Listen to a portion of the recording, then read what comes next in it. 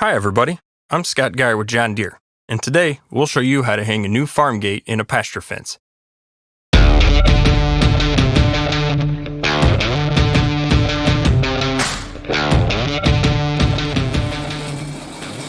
This is the third step in completing the entire project of replacing a farm gate, but rather than packing it all into one long video, we've broken it down into 3 videos, each covering a fundamental piece of the project. How to replace an end post and H-brace, how to wire an end post and brace post together, and how to hang a new farm gate. For this project, we used a John Deere 5060E utility tractor and a Frontier PhD 395 post hole digger. We also needed several different hand tools and supplies. It's a pretty long list, but you can find a downloadable copy right here on Tip's notebook.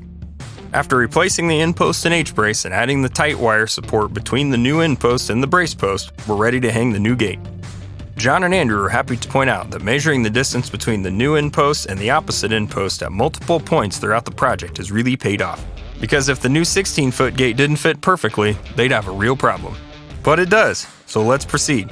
Step 1 is to use the long level that they have on hand to mark a perfectly vertical line on the end post. Then they measure the distance between the bottom of the bottom hinge and the top of the top hinge, and use that distance to mark the 2 spots on the end post where the new hinges will be installed. Next, being careful to keep the drill bit level, they drill a 1/2 inch hole at each of those 2 points and screw in the 3/4 inch threaded gate hinges.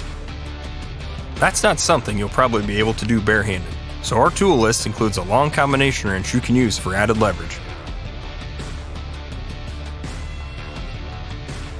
Time to hang the gate.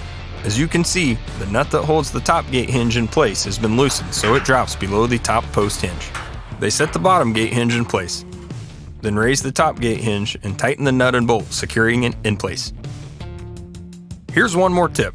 After hanging the gate, if you find you need to level it slightly, adjust the depth of the top hinge in the end post. Screwing it in or out will adjust the gate's level as needed. Now all that's left is adding the latch chain, and this project is done, which calls for high fives all around. Don't forget, always read the operator's manual before storing or operating any piece of equipment, and follow all operating and safety instructions. And remember, if you're looking for equipment that's built to get the job done season after season, year after year, you'll find it, and all kinds of advice on how to use it every day at your John Deere dealer.